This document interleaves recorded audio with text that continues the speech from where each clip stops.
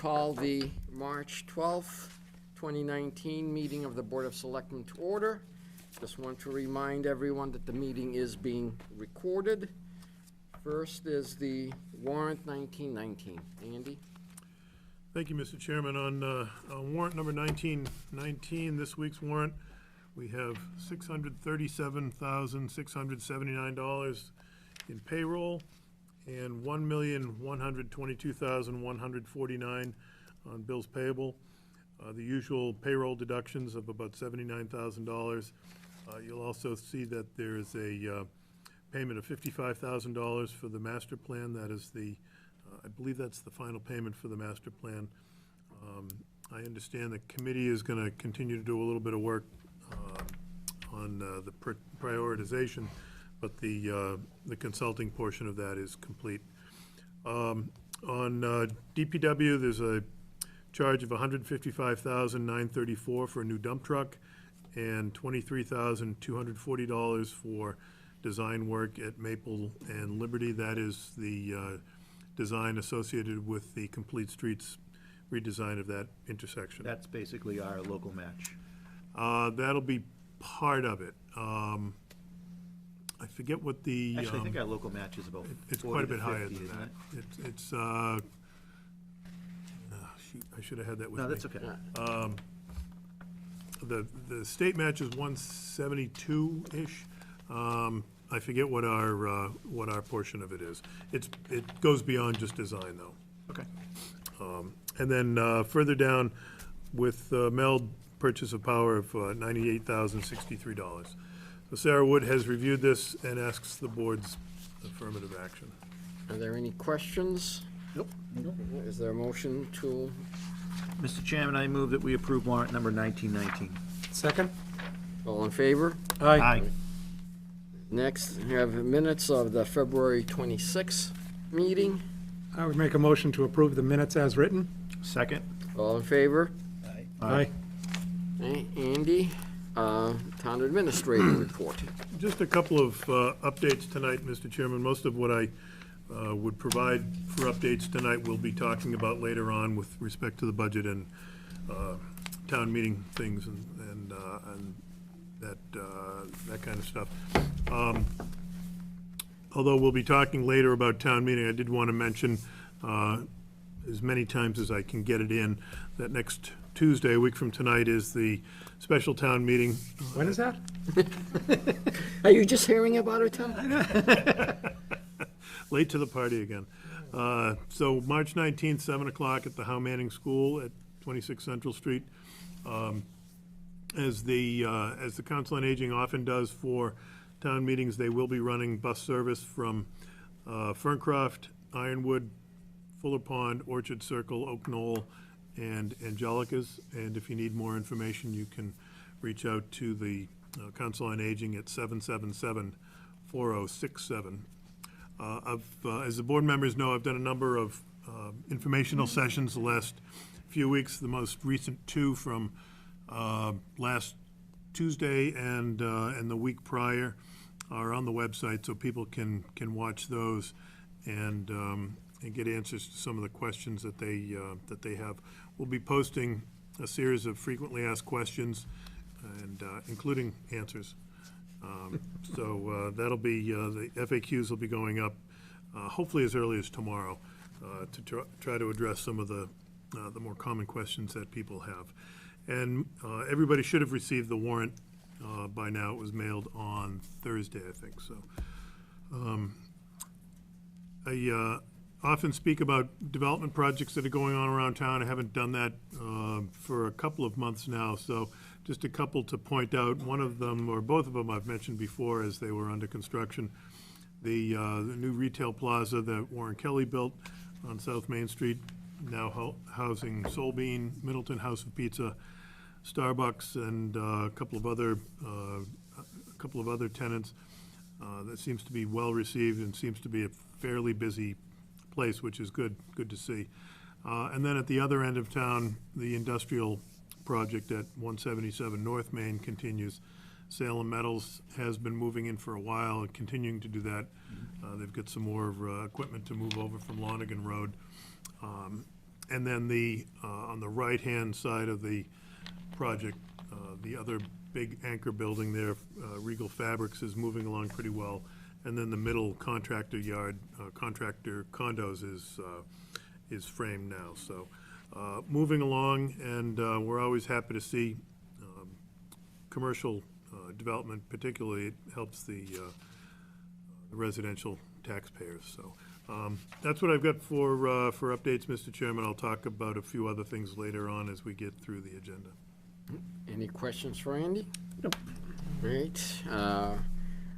Next is the reviewing of the contract addendum with Corporate Care Solutions to provide emergent and non-emergent transport services to patients at the Essex County Correctional Facility. This was before us 2 weeks ago, and Brian in particular wanted, some more time, to review it. So, Sure, the only question I have is, Andy, this contract is an annual contract that I believe we have the ability to review over a period of time? It's a renewing contract, signed, the base contract is signed by the chief, and let me see what the original term. I think it's a 3-year, but renews Yeah, I think, unless otherwise. so in the bottom of the contract, I saw there was some language about amend and/or cancellation. Yeah. And I wasn't really clear on the time frame on that. The only thing I'd ask is, I'd like to start getting some somewhat regular, and we can figure out what the time frame is, update on the level of services that are being provided pursuant to the rates there. So I'm comfortable with most of the rates. Some of them are actually above or at Medicaid. However, what I'm not clear of is what level of service within those rates that we're managing. Some of those rates are actually a little bit above, but I'm not sure if they're rates that we're regularly performing. Okay. CPT codes, and I don't know if some of the ones that we are regular performing, I'd really like to see what the cost basis is on this. And I'd also ask is if we are able to, within that period of discharge and/or amendment, that we review the rates again when Okay. that point comes. And I did see that it's a 1-year, renewed automatically unless otherwise terminated, so. Okay. I mean, one of the things, maybe we can ask the fire chief to go back to January 1 and start building, that, data, so that, going forward, we also have it. Our billing consultant firm should be able to do this really simply based on address, and I don't care about individual, nor don't show it to me because PII, but Right. Just based on address and CPT codes, and we may even be able to look at it in the last year. I'm not so worried about the rates the last year, I'm just looking for the volume, and I think at some point, and this may be where we have our consultant, then at some point, I'd like to talk about our historic rates and/or recoverables on Right, ambulance, so. okay. Yeah, and I know That's an that, issue I'm starting to get a little bit angst over. yeah, you raised that, I think, when Yeah, yeah. either Sarah's last quarterly or the. And there's gonna be auditor's. some that we always have to write off, I get Yeah. that. But especially if it wasn't for the jail, we would not have many Medicaid-like rate reimbursements, but there are ways to recover costs as it relates to when Medicaid isn't fully covering the costs. So actually, as such, Mr. Chairman, I move that we approve the contract addendum with Correct Care Solutions LLC for providing emergent and non-emergent transportation services to patients at the Essex County Correctional Facility. Second? All in favor? Aye. All right. Next is the reviewing the intermunicipal agreement between members of the Essex Regional Emergency Communications Center and State 911 for the joint provision of public safety communications, dispatch, and operation services. So this is I will ask the board for a vote on this. The board voted, I think it was just at the last meeting, to execute the agreement, assuming it was in substantial form as what you had reviewed 2 weeks ago. There have been a couple of very minor tweaks, all to the benefit of the member communities, and that has been the back and forth between State 911 and the communities and the various entities that represent the communities. Just a couple of updates on this transition. State 911 will be taking over as of July 1. They will assume all operating and capital costs associated with the rec. So for us, that's about a $150,000 charge that comes off of the cherry sheets. And for the last 3 months of the year, of the current fiscal year, so from April through the end of June, we should be getting a credit back on our cherry sheet in order to help offset the cost of some of the training that will take place. So that we won't get that back sort of in hand, able to use. It'll just close out to free cash after June 30th. But as we talked about at the Saturday meeting a couple of weeks ago, we expect a fairly robust free cash number, and this will be probably another $20,000 to $30,000 in free cash that I would expect to see. So what I would ask the board to do, if the board members are comfortable, is to vote to authorize me to sign on behalf of the town. There is a desire on the part of State 911 to execute this as quickly as possible once any final tweaks are made. We don't expect anything of substance from this point forward, but they do want to move as quickly as possible so that they can get ramped up for this. So is that credit for the last quarter of this year one of the tweaks that you had mentioned before? It's actually not in the IMA. It's just as part of the understanding between the various parties. So the State 911, to a lesser extent, the Sheriff's Office, and the Department of Revenue. Because right now, our annual cost for this is going through the cherry sheet, correct? Correct. So- Yeah, it goes as a charge. So what is I know it's not in this IMA agreement, but what's the detail that's confirming that quarter reimbursement or refund? Well, It's really just it's really an understanding, there's correspondence between DOR and the rec. so I just wanted to make sure that the DOR correspondence has been pulled in. This wasn't a E911 that Correct. we'll approve that later. Yeah. Okay. Yeah. So we will not see on our July 1 cherry sheet, we will no longer see a charge for, For the rec, correct. But the preliminary, Preliminary, it's there. My guess is that it might still be there. And it may stay there all the way through the fiscal 20 cherry sheet, just because it's there already for the 20 look ahead. But then in the subsequent budgets, for whether it's in House 2 or the Senate budget, it may go from the 150 and change down to 0. but if it stays, then when it comes off, it just goes to free cash, whereas if it leaves now, we can use it as part of our operating. Yeah, so we'll take that into account for the operating budget for fiscal 20, yes. well, it just means we will receive more in local aid. Our local aid isn't being reduced by that. Correct. Our meager local aid. Yep. Okay? Is there a motion to authorize Andy? Mr. Chairman, I approve that we authorize the town administrator to approve the agreement with E911 for the RECC, as well as the board endorse the transition from the Sheriff's Department to E911. Second. All in favor? Aye. Aye. Okay. Thanks, Andy.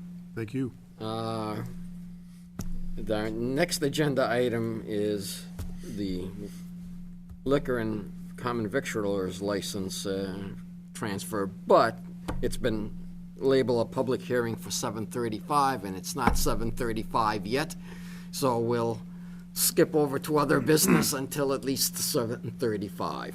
We'll see if we can drag it out that long. So, do you want to go to the FY 2020 operating capital budget and upcoming meetings? Sure. So it's been from our perspective, it's been an odd year with the, kind of an odd budget year with this special town meeting in the midst of all the other normal fun and games that we have at this time of year. We do have the joint budget hearing / reading of the town meeting warrant next Thursday. So that's 2 nights after the special town meeting. And the special town meeting, Tim, is? I think it's next week. It's next week. So, so Thursday night, the 21st, is the warrant reading and budget hearing.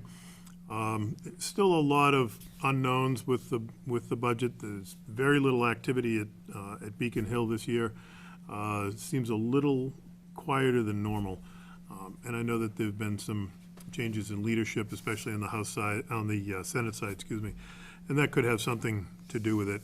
And I think they're trying to figure out what to do with the Foundation Budget Report Commission on education aid. So I don't expect any clarity between now and next Thursday. We're waiting for some additional information from local schools. We've got Masco's number. It's getting a little bit clearer, but we're not there yet. We do have a fourth joint meeting penciled in for April 4th, so I would expect that we will need that, and we likely still won't have local aid numbers. I'm sure we won't have local aid numbers at that point, but we will have enough information, I think, to make decisions on the budget at that point. And then shortly after that, April 4th meeting will be going to print, so we better have answers by that. When does the elementary school committee anticipate getting down to their final number? We're meeting again with, at the staff level with them later this week, and I think the school committee is meeting next week. I don't have a date for that. But I met with the school committee last week, raised some concerns with them about the overall picture. They are proposing to use some of the sped stabilization to balance the budget this year because there is a spike in special ed spending and transportation. So they would like to tap into that. But right now, they're still north of a 6% increase on their budget, and we had asked to get it under 5%, so. This is elementary? Elementary. So is that 6% include the infusion that they're looking for from the, or is that net from the infusion that they're looking for from the sped fund? That would be just the expenditure increase. So you throw 100, initially they were asking for $100,000. That would put them down around 5%. So I'm a little concerned about dipping too deeply into that because it's only been in effect for a year. I think there's only either 125 or 150,000. I would argue taking 100 really leaves that fund at a level that, one thing we never did was, I don't think we did in our financial policies, is stated what the minimum amount that fund would be at. Well, we had a minimum target of 350, I think. We're not able to get there yet. And we didn't say that there shall be no draw until we hit 350. So, yeah, we had a minimum, or initial target balance of 350. But, it depends on how extraordinary the spike is. If it's, once in a 20-year spike, then, doing, 100 out of 125 or 150 balance makes sense. If it's a little spike over a 3-year period, then, maybe not. Yeah, and that's one of my concerns. This appears to be more like an increase that this is the first year of a multi-year enrollment shift, sped enrollment shift. So I think it's going up this year. It's not likely to be just a 1 year, but it's not going to be going up 10% this year and another 10 next year and another 10 the year after. So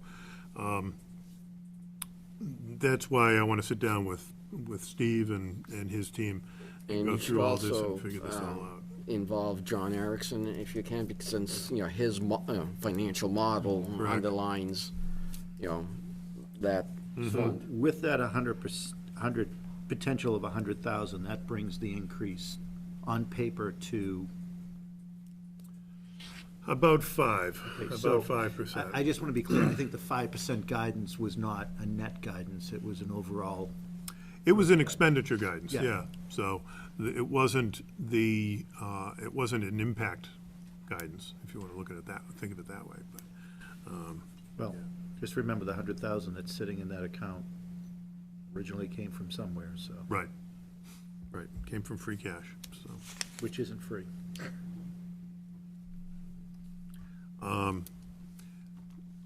everything else is other things are falling into place. I mentioned Masco. Their number is in our. We've talked about health insurance.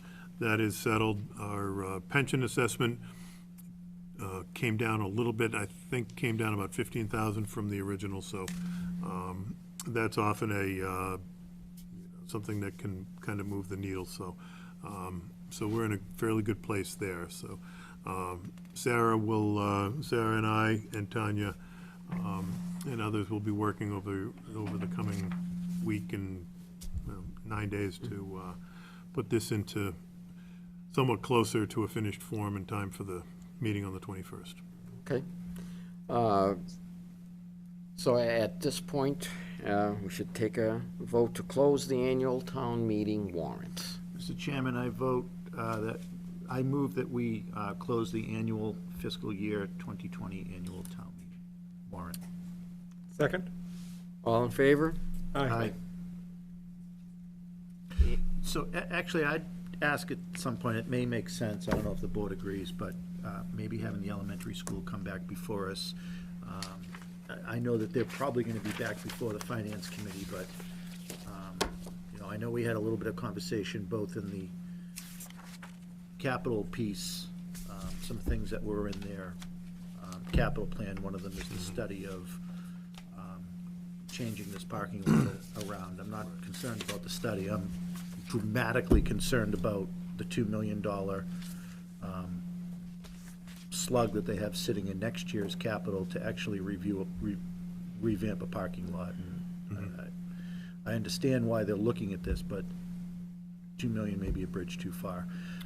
So, studying something is helpful, but studying something with the understanding of what you can actually afford to do is probably more helpful.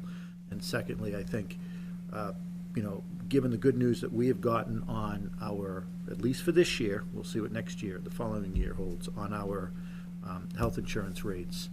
And I get that there's a certain amount in the school that should be for contractual raises and steps and so forth, but I'm still not really clear where that delta is between steps increases, some of the sped dollars, and their final 6% or a little bit above 6% that they're at. So as they continue to refine, I think it might make sense for them to come back before us. Okay, yeah, we can certainly do that. I will add that the picture throughout the tri-town is quite different from town to town. Topsfield is looking, at least it's been thrown out on the table at an override of something like $1 million. I think Boxford's in a slightly different position, or a position more like us, but a lot of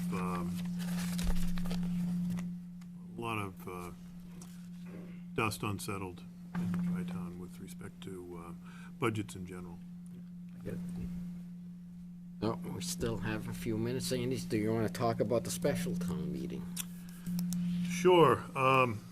As I mentioned earlier, the special town meeting is coming up next Tuesday, March 19th at the Howe Manning School, 7 o'clock. For those that are new to the town meeting process or new to town meeting here, there is not a superabundance of parking, so better to get there early.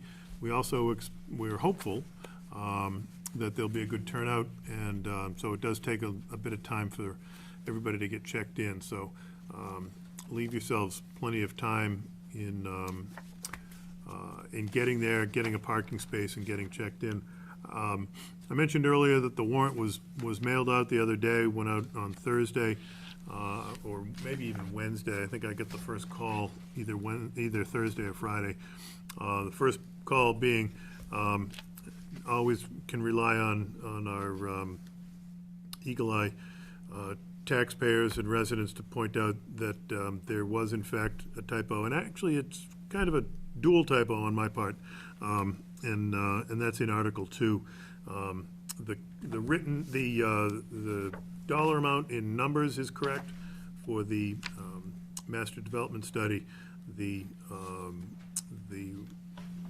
amount written in words is left off the word 1,000, but we've talked to council about that, and he said it's not a big deal. You're not required to have a dollar amount in the warrant anyways. It's really advisory to the community. So a de minimis typo like this is not an issue that we need to be too concerned about. I've had a number of informational sessions over the last few months dating back to October. I mentioned I've had a couple in the last 2 weeks. I'll do my usual pre-town meeting on Thursday this week at the Flint Library, also at 7 o'clock. That'll be sort of the last of the run-throughs, probably even a little bit more stripped down than the informational sessions that I've been doing. I often end up talking a little bit about the town meeting process and how town meeting works, and there's been a lot of questions this year, more so than most, about absentee voting or proxy voting and things like that. So we'll talk about that, why that is not allowed and is not allowed, not because of a choice on our part. It's just not part of the legislative process. So we'll talk about that. We'll talk about whatever people want to get into in talking about the town meeting. The other thing I want to point out is as board members know, our moderator moved out of town last year, so we don't have a seated moderator at this point. We have had some conversations with Barbara Pacelli, who is a longtime member of the Zoning Board of Appeals and a long-time attendee at town meeting, and she has offered to stand for election on the floor on the 19th to run the meeting. So we've been working with her to make sure that she's comfortable. She's the only one that's come forward to talk to us about it. So we feel fortunate that we've got somebody that's willing to step up and do that for us. We'll end up going through the same process for the annual town meeting in May. No matter who is elected on the floor on the 19th, that is, the term of that election is until the town meeting is dissolved that day. And then we'll go through it all again on May 14th, pick another person to run that meeting, and then we'll elect a Can you permanent remind me, one. under the charter, do we actually have to affirmatively declare the town moderator position vacant, or does the town clerk do that? It's as a result of the resignation, it becomes vacant. There's no provision for filling the seat. No, I understand that, but I didn't know if there was a provision for actually that affirmatively creates the vacancy that, and hence puts a special election on the ballot. Because we're now a 3-year seat, we're no longer a single-year seat. Correct. So, if it, so in the case this year, there are 2 years left on that term, and so whoever pulls papers to run this year would be running for the balance of the term. There is no provision to, like there is with Board of Selectmen, to fill the seat mid-year with a special election.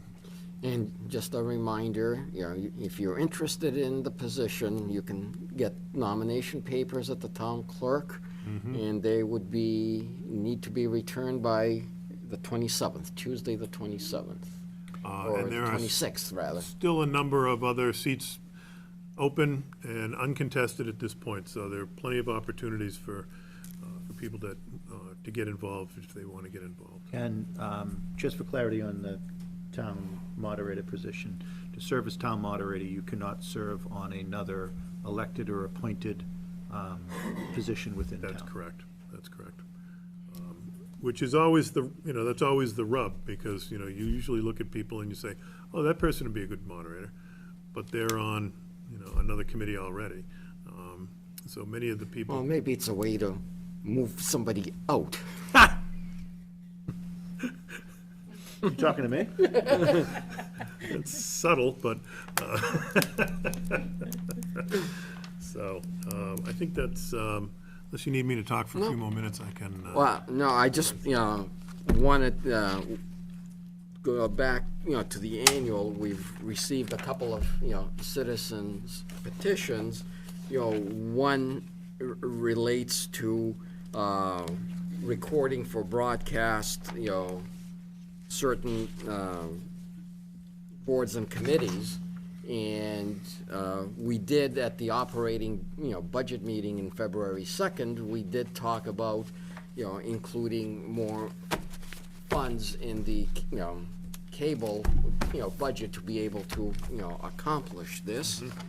And the other relates to completing the annual reports, which we are in the process of doing. Tanya, do you have an estimate of when that might be complete? We were, in fact, working on the formatting of it today, so, obviously, there's a lot of other things going on right now, but it's in process, and hopefully in the coming weeks, we'll be at the final stage there. So- Would you think that, by the annual town meeting? Yes. The previous? Yeah, that seems appropriate. Okay, very good. All right, now it's close enough to 7:35 that we can begin with the transfer of the all-alcohol beverages liquor license and victualler license, change of manager, pledge of license, and alteration of premises by Attorney Chad Colarusso, currently held by 245 Middleton Pub Corporation, DBA Main Street Grill, manager J.N. DeMarcus, located at 245 South Main Street, Middleton, and the petitioner Village Tavern, Inc., DBA Village Tavern, manager Andrew Njemi. Attorney Colarusso. Good evening, Board. I'm Chad Colarusso, and I'm here representing the shareholders for Village Tavern Middleton, Inc., which is the proposed purchaser of the assets of the restaurant that's currently called Middleton Pub Corporation. They're operating, I believe it's called Main Street Grill. And in conjunction with the purchase of the assets, my clients will also be purchasing the real estate. So this deal has a couple of additional components to it. In addition to the transfer of the liquor license, there's also going to be a pledge. The bank that's providing the financing is requesting that the liquor license be pledged as collateral for the loan. Additionally, we're filing a change of manager application appointing one of the principals, Andrew Njemi, as the liquor license manager. And then, let's see, I think I've ticked off 3 of the 4. I believe there's one more in addition to the pledge and the change of manager, and then, of course, the transfer. There's one other element. Alteration of premises? That's right. Thank you very much. Alteration of the premises. In particular, they're installing a new septic system. With respect to the interior, what they're going to be doing is raising the ceiling a bit, and they're also going to be erecting a non-structural wall to more clearly delineate the bar seating area from the sit-down dining area. Yeah, when do you anticipate the transfer of the property happening? So we're trying to structure the deal so that both components close at the same time. So I think the real litmus test will be when we receive the approval, God willing, from the ABCC, we will then structure the closing for both facets of the transaction within approximately a week. And that might be at end of April, beginning of May, you know, if things go well at the ABCC? That's right. Yep. I'd say anywhere on the low end, a month to 2 months at the higher end, really depending upon the ABCC. And how long would you anticipate being closed to make the septic and the interior renovations? So that's a really good question. I have the principals here, and perhaps I could call Sure. one of them up.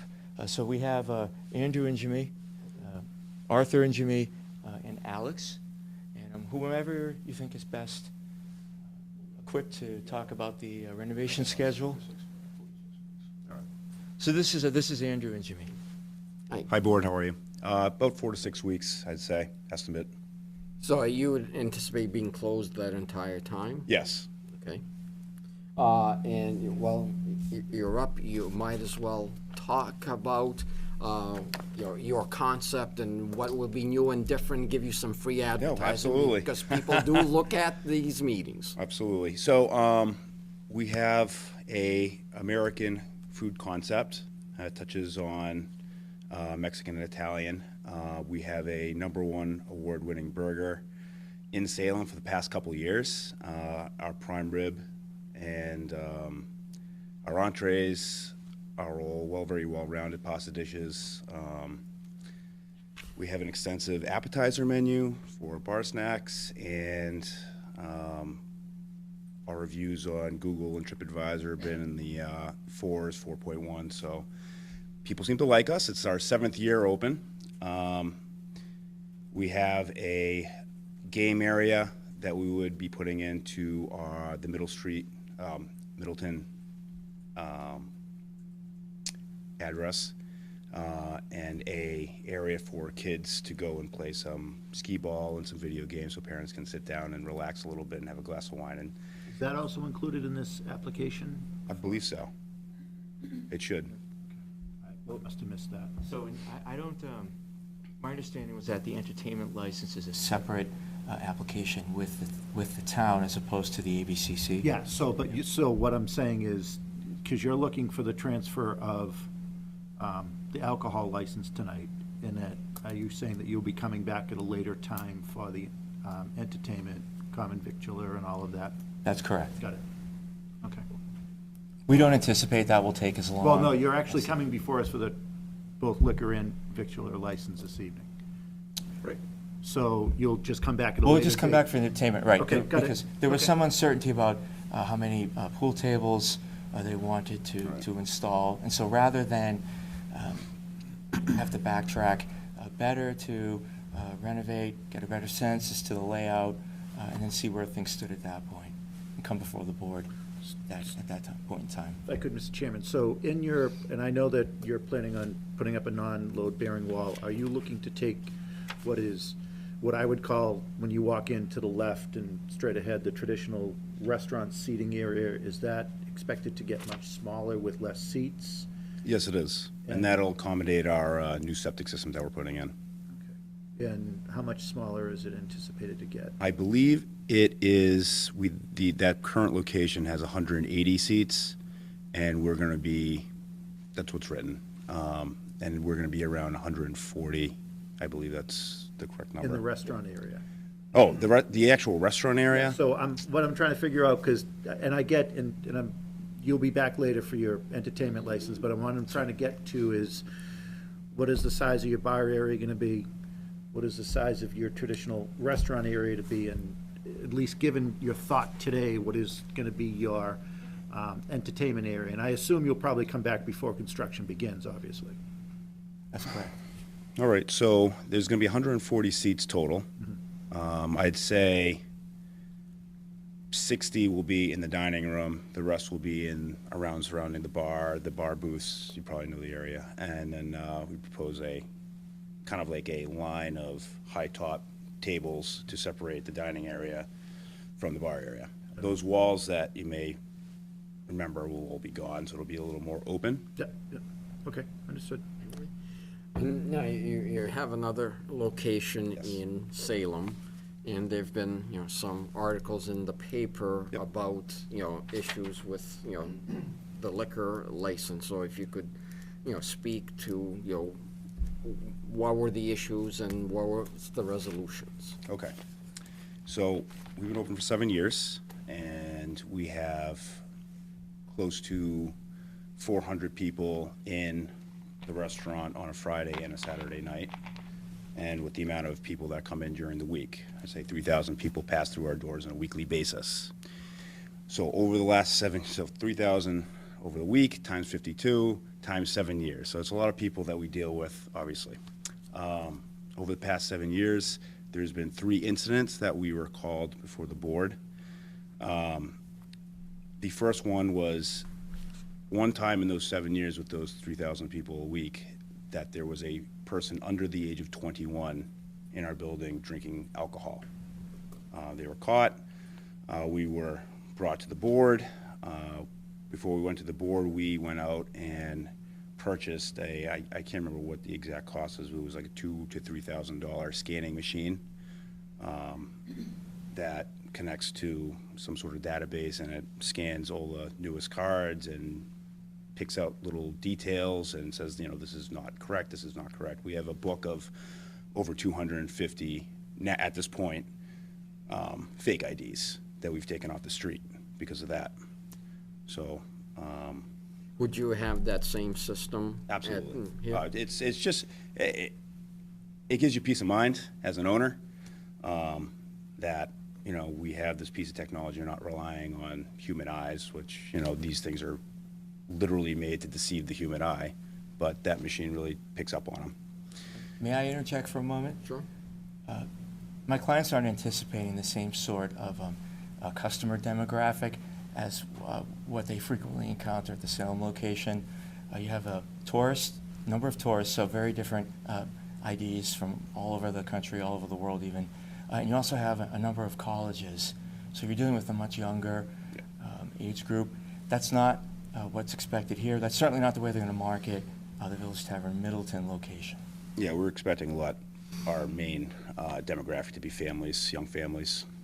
I say this to organizations that have been before us that looking for a liquor license or transfers.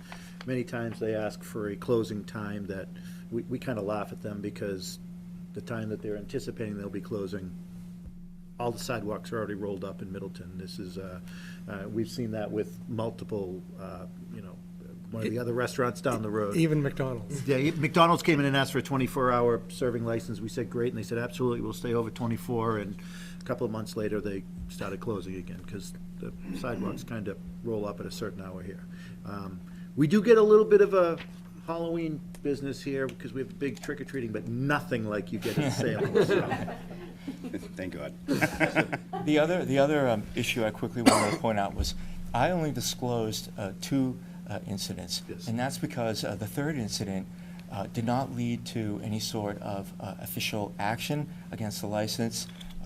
My clients were simply called before the board to discuss ways to handle crowd control and security, but there was no sort of administrative action, no revocation, suspension of the license, such as is called for on the application. You answered my question before I asked it. Thank you. I just sensed it was coming. All right, so you mentioned 3, incidences. One was the underage serving, the crowd control. What was the, So the second issue was there was a female patron that alerted our doormen that she believed a male patron was putting in some sort of pills, a roofie or some sort, into females' drinks. That patron was confronted, and that patron sort of tried to run away, and our doormen sort of kind of like stood around in a circle like this, if this was the male patron, so that the police could come and do whatever they had to do, so that he wouldn't get away. that is illegal, and you can't restrain anybody. That being said, as soon as that happened, we invested in a doorman training program. There's the state of California has, as far as my research has brought me, the only required doorman training program that's required. If you're going to be a doorman, you have to do some sort of training. So I took that California training system and I brought it to Salem. It's a $80 course, 4 hours long, multiple choice tests. It's pretty intensive. And it is required before a doorman now steps onto the floor to pass that test. And the majority of it is basically hands off, descaling the situation and bringing people outside. And then calling the police and letting And calling them the police, handle the yes. matter. Right. The hours for your licenses, the same as currently exist, or you asking for changes? Same as it exists right now, 11 to 1 a.m. Okay. You may not know this, but in your redoing of the septic system, Yes. are you anticipating repaving the entire parking lot? The entire parking lot. As you probably have seen, I mean, the nickname in town is it's the pothole pub, because of all the potholes in the back. It's really a dangerous situation back there. I understand that. I think the board will really like what we plan on doing with the property. It's a bit of an eyesore right now, obviously, and the parking lot is not fun to drive over, and the septic system is all kinds of. Yeah. You're Not being great. kind when you say all kinds of. There's some deferred So maintenance. we're taking this old girl and freshening her up quite a bit, and we're putting a lot of our family's money towards it, and we want to be a great part of Middleton's community and take a great step forward with this property on Main Street. You talked about the parking lot interior, so the exterior facade of the building? Yeah, obviously that it needs to be painted, and just general TLC. I was gonna say, I could pick any color would be better. Change it, yes. Right, we're correct name on it. Okay. Just one other item. So I've been to your place in Salem, big fan. Thank you. And this is not directed towards you because you're not the current owner of the facility in Middleton. However, I've been in there a couple of times in the last several months, and I've noticed for me, a concerning pattern of over-serving. That if I was a restaurant/bar owner, I would never in a million years allow to happen in just because of the liability of it. I would expect you're gonna keep some of the employees that are there, and I hope you do. But I really want to stress that I think some of the activities have been happening down there, and I say this not just as a resident of town, but as a licensing official on this board, really needed to be addressed. So I just want to bring that to your attention. I expect when you take ownership, there will be training and other activities that'll happen with existing staff and/or new staff that come in. But what I've seen in what I would call the bar area there doesn't reflect, I think, the type of business we want in town. And the only reason why I haven't said this to the existing owners is I was expecting them to come in at some point while we knew a transition was going to happen. And it never appeared before us, and I just want to deliver that message to you. I am not stating that you are held responsible for that. Once you sign the paperwork, you're the new owners, then you're held responsible. But I just wanted to bring that to your attention. It's not what I want to see in Middleton. Absolutely. Mr. Cresta, all of our staff, bartenders and servers, are all tip certified before they hit the floor, every time, without question. We pour an ounce and a half. We're not one of those, I don't know, dive bars where you're just going to go and you have one drink and you're like, wow, I'm all set. It's 1 ounce and a half every time. Good. I appreciate Or that. that's a fireable offense if you overpour. You can tell by the board, we're very interested in that location, and we're very excited about change. We're looking forward to it. Good, I'm glad. Thank you. Excellent. Gonna do any type of outdoor seating or anything? Or Nothing planned at the moment. Given the corner that it's on, it's hard to have a pleasant I thought outdoor I'd heard somebody seating. said something about like having a deck of some sort, like if you're gonna do something upstairs or. The upstairs is difficult because we would have to install an elevator, and that's, I mean, the amount of, the septic system alone is in the $100,000 to $200,000 range. I believe it.